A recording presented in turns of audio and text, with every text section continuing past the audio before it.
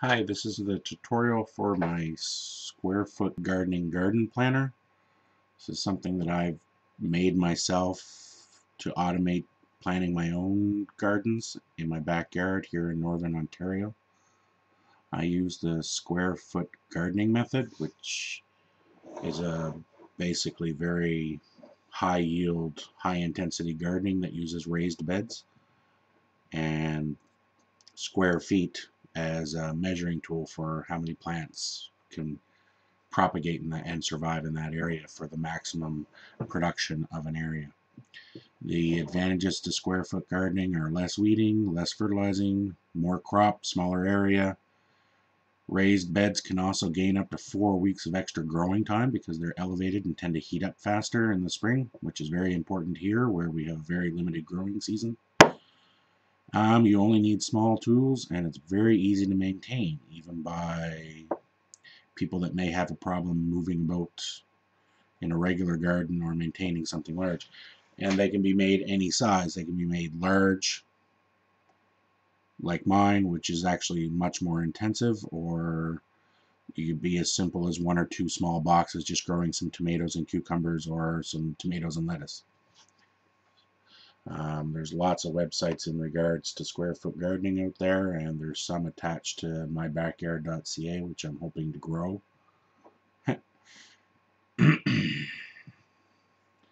So this is my garden here with my finished garden plan somewhat. It gives you an idea of how extensive this could go. So now I'll go through the step by step. Okay. Before you start anything, there's some things you need to look up. You need the frost dates.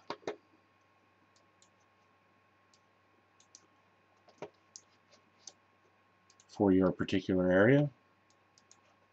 Those can be found here for Canada, and I believe the United States has the same thing. And it's just the www.almanac.com.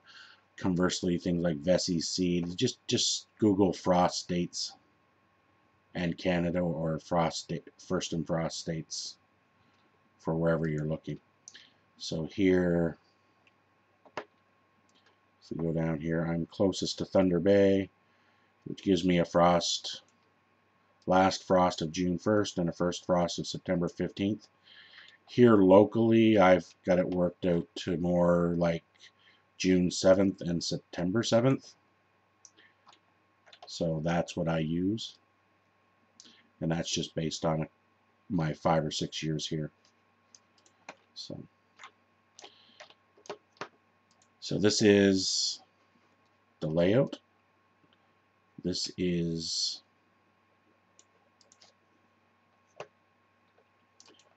the garden layout area, the sandbox.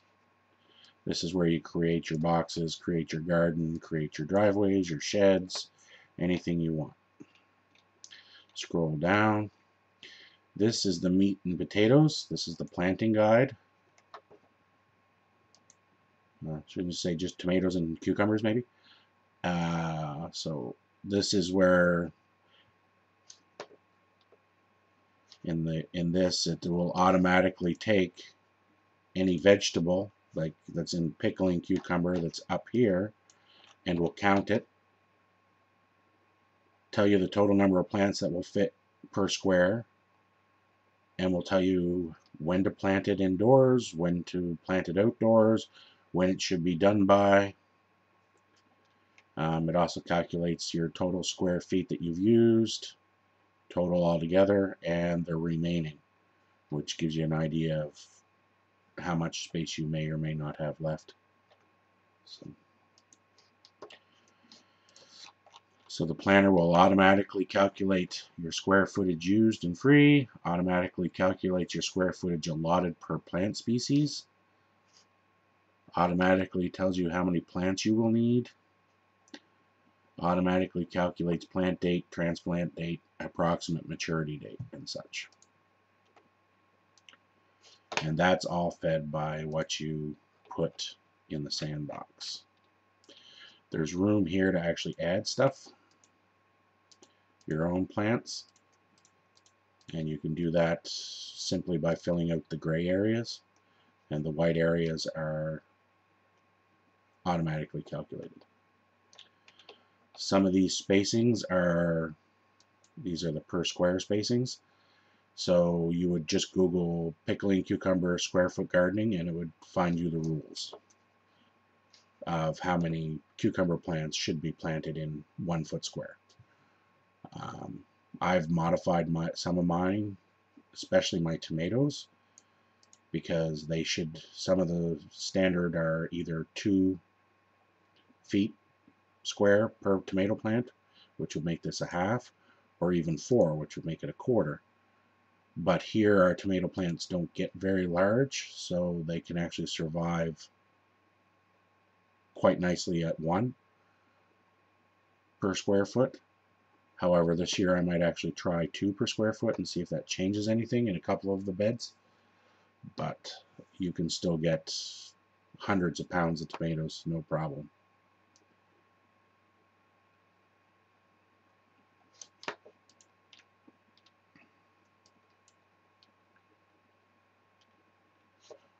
Okay, let's go up here to the sandbox. Sandbox, which is this large area up here, it represents 100 square feet. North is up, so 100 square feet east-west, and 50 square feet north-south. That's a pretty large sandbox. You can resize it however you want, but the calculations take into effect the entire area. So unless you know how to change that area, which isn't difficult, I just won't go over it here.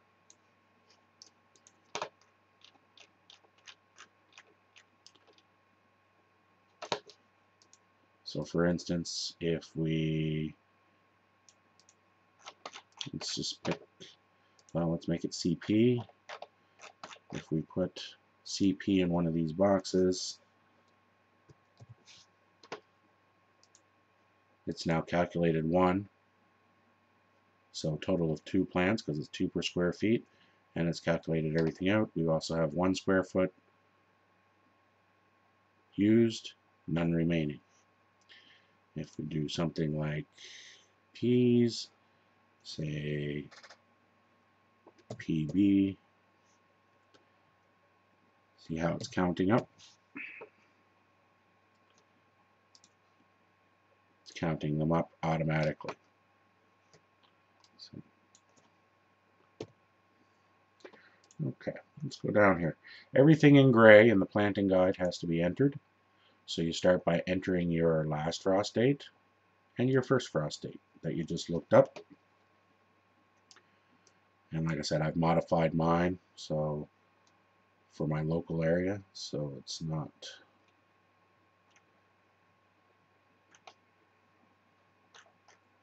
where did Thunder Bay go? There it is. June 1st to September 15th. I went June 7th to September 7th. And that gives me an approximately grow days of 92.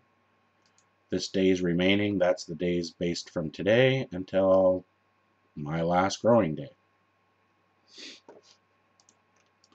So let's go over the planting guide columns. The per square numbers of squares, that's basically calculated from any number that's put in here. If you put a 1, it'll calculate it at a square foot, but it won't update any of these. But if you put in any of these codes, TC, it'll count towards the number of squares. So you don't change anything in there. The per square, that's the standard square foot gardening rules. So kohlrabi would be 9 per square feet, so you'd have 9 plants in 1 square foot. And if you multiply that by the number of square feet you have that's dedicated to kohlrabi, then you can see how you would get number of plants you would need, and then the dates and stuff are all taken off on top of that. So you have your per square, which you enter. Those can easily be found. The code is just a plant code that I have It can be anything. You can change it to whatever you want. Usually stay 2 or 3 letters.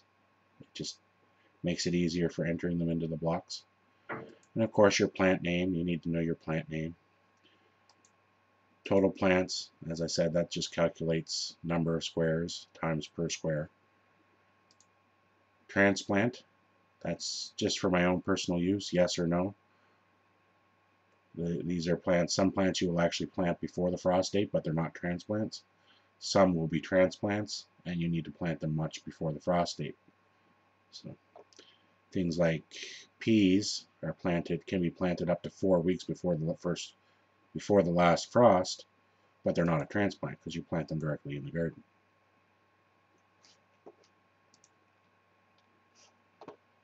Okay, so plant by.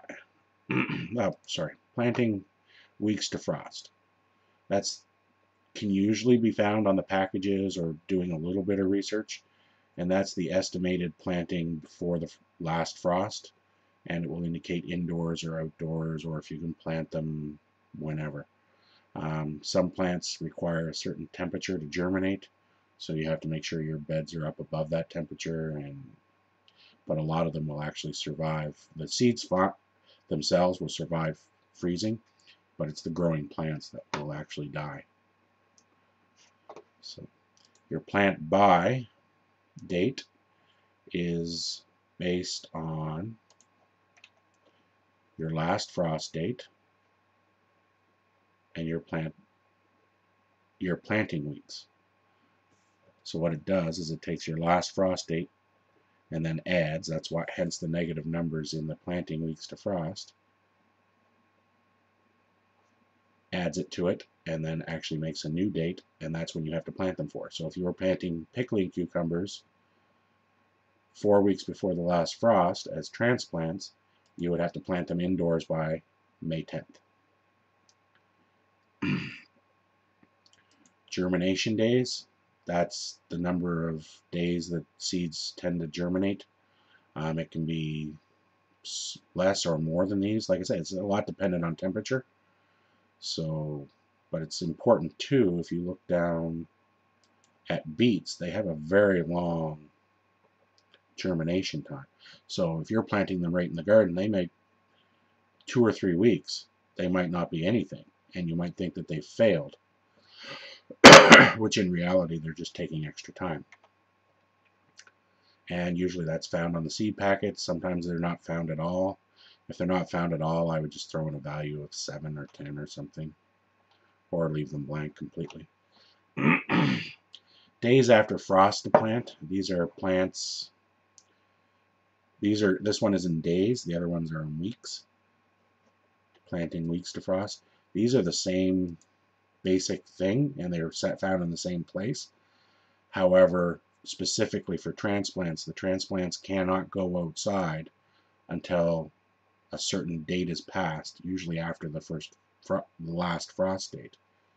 So you're making sure that it's not going to frost. So here, your pickling cucumbers will be 7 days after the last frost date. And then your transplant on by date, that takes your last frost date and adds the days after frost plant to it and gives you your transplant date. Your maturity is just that. It's how long it takes your specific plant to ripen or reach maturity. That's found on packages, seed packages, or with a little bit of research. And when you add the maturity date in there, you get the done by date. So if you do the done by date, that basically adds up the plant date plus the days after the frost to plant, plus the germination days, plus the maturity days. Adds those all up and gives you a total time to grow and makes it a date, which here the pickling cucumbers should be done by the end of July, which usually we start picking them by the end of July here, sometimes a little earlier. The last plant date, this is just something in case you want to try to sneak in another you forgot to plant something, or something fails, or you pick something a little early, and you might want to fill in something else. So technically you could plant pickling cucumbers on July 4th and still should get something out of them. Highly unlikely, because I would probably transplant them inside, say, middle of June, to make, because this actually doesn't, this just takes the maturity days and done by.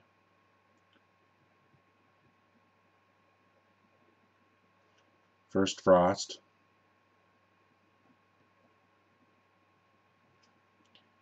and the maturity date. So it subtracts the maturity date from the first frost date, and that tells you, that should give you a maturity date, but it doesn't calculate in days after and germination days. So this one I would add 17 days to that.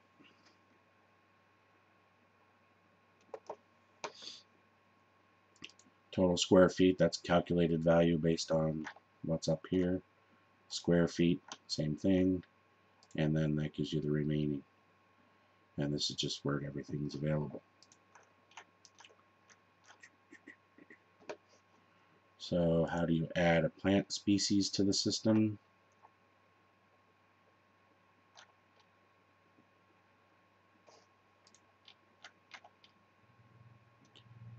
Okay, I'm going to scroll down here. This is all the plant species, so I'm going to scroll in. Everything in gray will have to be entered by you.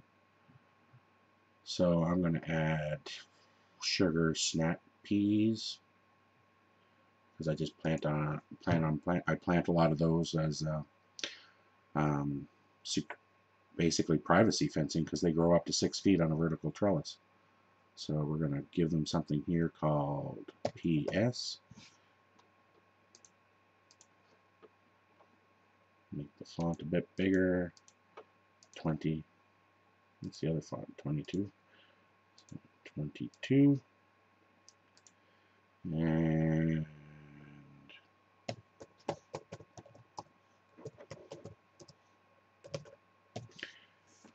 okay. Now peas will grow. We have a different type of peas up here, but 8 per square feet, which isn't unusual. Now this one is going to have a vertical trellis. Sometimes peas I actually use string trellises. And I'm actually going to change the background to this yellow, and that just helps with my own keeping track of stuff. Help if you spell peas right.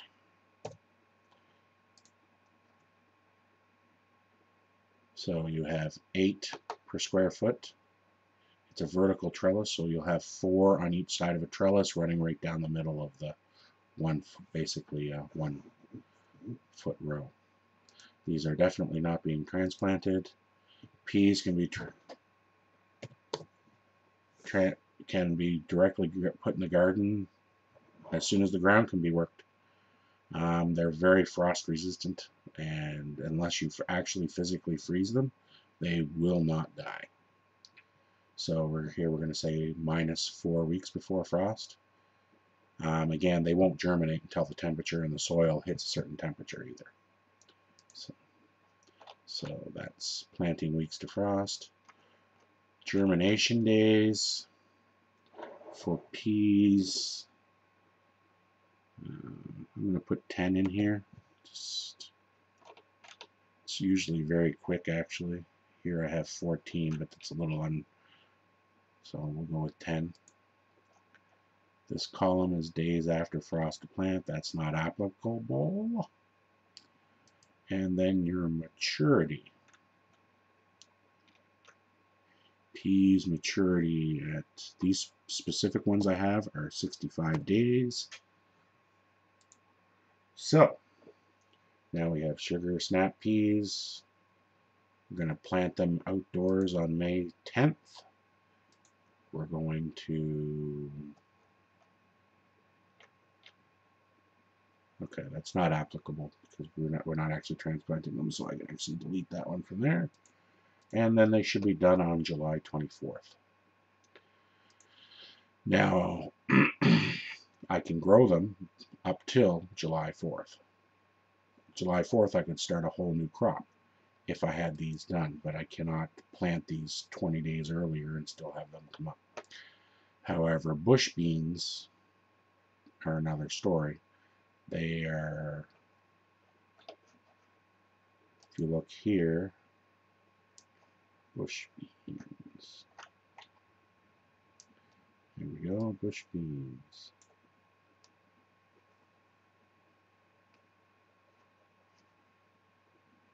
Look for something here that's July 4th. I've never done this, but I know it can be done. Plant successive crops.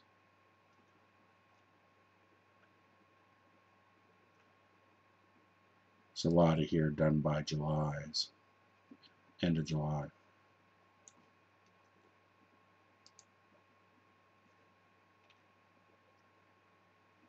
I thought I had some Junes in there, but I didn't. Okay. So that's added plants to there. And like I said, you can add, and you can modify these numbers too. Anything in gray can be changed freely. Leave the white ones alone because they calculate. So let's go to the sandbox. And like I said, you can start anywhere in here. If you have a shed or something, you can add the shed, a driveway, anything like that. Let's start with let's just try drawing something here. Let's try just a 2-foot by 4-foot box. Basically, just highlight what you want. Right click on the box. Format cells. You want to change the border. You want to make an outline, double. This is a thick line. Make that your outline. Make this your inline. This tells you what it's going to look like. Press OK, and boom, you now have a box. Okay, well, a box is great, but maybe we want to put something in it. So let's put in some of those sugar peas that we were just talking about. And I don't want to print anything. PS. So we have 2 blocks with PS, and we can actually change the color here too to represent the color of the peas. So now we have 2 square foot devoted to peas. That's 8 peas, 8 plants per square foot, which gives us 16 total pea plants, which basically means you're going to need 16 seeds or transplants if you really wanted to transplant peas. Other thing too is peas go on trellises. So on vertical trellises, they're quite good. 6 feet high is what I use. They could probably go up to 8 feet without a problem. It's just they become a big giant sail, and you really need to watch them. So in order to add a trellis, it's just insert picture, auto shapes. That opens up this little window here. This one here is your basic shapes. And this is just aesthetics. This isn't actually garden planning. But if you just draw like that, double click on it or right click on it. You right click and choose Format Auto Shape. It'll bring up the same. So you want to make, well, number one, you want to make it see-through. And we're going to go with fill effects. Put a pattern in there, a nice trellis looking pattern. Maybe this one. Okay.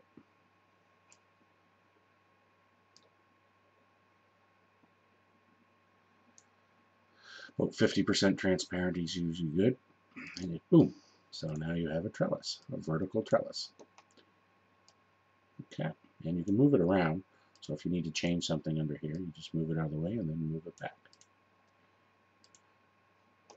So Let's say you wanted to plant some squash plants. Squash basically needs 2 square feet per plant, which is what this means. So per square you can get half a plant, so you need two squares to make one plant. So what I do with my squash is they're all on the northern side of the garden anyway. So if you do 2 by 4, same thing, format cells, this, outline, this, inside, okay?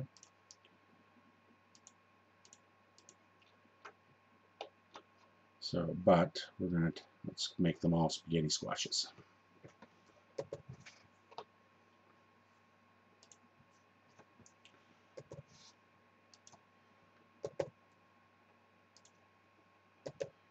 Instead of typing these all out, you could just copy and then highlight them all, and then, but you can't just paste it, because you paste it, it'll copy the formatting and everything. But if you paste special and you paste just the values, it'll keep the formatting. See, if you were to do the same thing, format cells,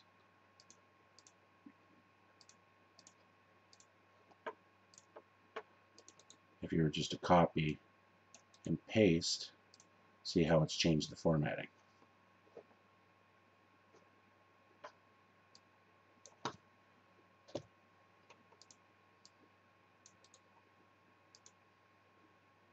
Then you'd have to go back and change them all, which nobody likes doing. Alright, so spaghetti squashes are the other type of yellows. So let's make these all that type of yellow. Alright, spaghetti squashes, well, all squashes and small pumpkins, I use trellises as well, but they're an angled trellis. They're not a vertical. Most of them can go vertical as long as your fruit are under 5 pounds. And you have a good sturdy, but with an angled one, I find they just crawl up. Plus, by angling them, you can actually plant underneath of them leaf lettuces and stuff like that that actually require shade. So let's copy this, paste. So there's another trellis. And these trellises actually run off the side because you plant the plant right here in the middle, in the middle, in the middle, in the middle. So that's 4 plants. And they run at an angle, so they're wider. So that gives me a angled trellis running off those. So there's 8 blocks here, 8 square feet that are taken up for spaghetti squash. And if we go down here, 8 squares were devoted to them, but only 4 plants. So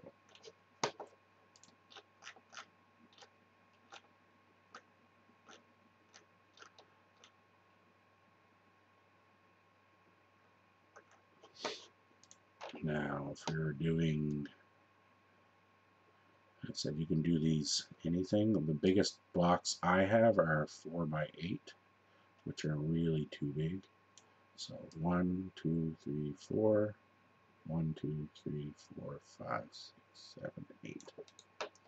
And that's just because the lumber I build these things with are 4 feet long, 8 feet long. So there's that. And usually what I do is I have peas, paste special, values,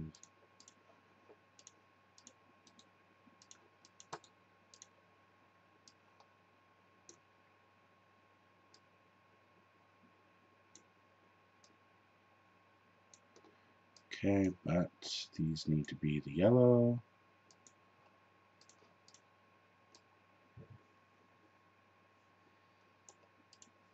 There's my 8-foot. Maybe I want to put bush beans here. I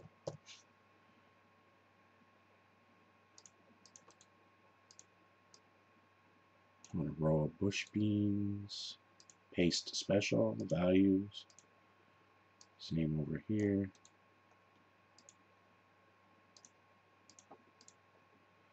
So there, and then I'm going to put some turnip and rutabaga. Yes, turnips and rutabagas are different.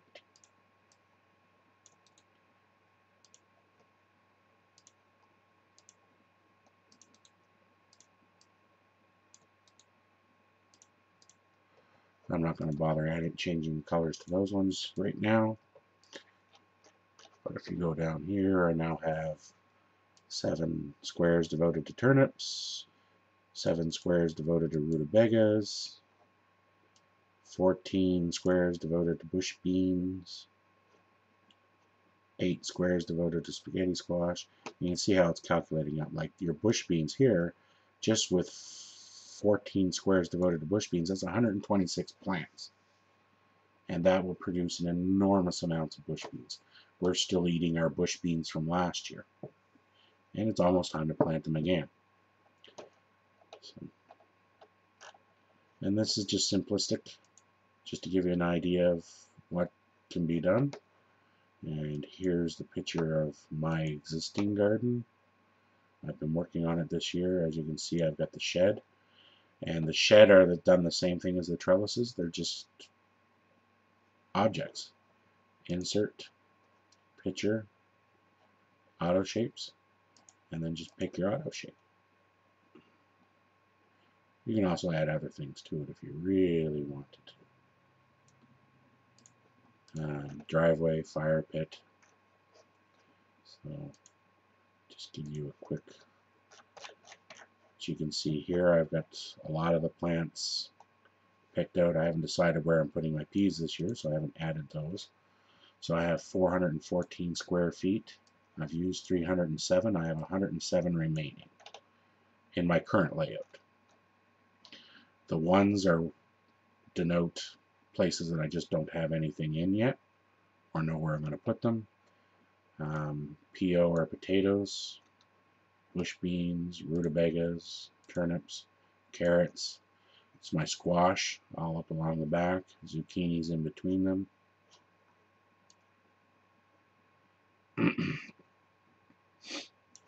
Cucumbers and pickling and slicing. Now these ones actually, my cucumbers actually go up vertical trellises without much of a problem. They're 4 foot, or they'll even take, this one here is an 8-foot high trellis, vertical, with 2 sides on it, and basically it just attaches right to the box. And I actually one year had a pumpkin grow on the top, somehow managed to crawl up to the top of it, and I had a pumpkin growing 8 feet off the ground. So here's another one here. These are pickling cucumbers here. This is our fire pit. So this trellis here, which has my sugar snap peas, they grow up 6 feet very quickly, and they make a really good block. However, whereas it's so narrow here, this box needs to be nailed down to the ground pretty good because it catches a lot of wind. Some cherry tomatoes here. These are some leaf lettuces, radishes, and that's all calculated in the planting guide. So it's a little larger than it looks, and like I said, I need to add a lot more stuff to it. Those are my giant pumpkins and my Hobart squash. So I'll plant 1 or 2 Hobart squash and 1 or 2 giant pumpkins. And then they have this entire area. This is a fence line, so they'll actually climb the fence as well.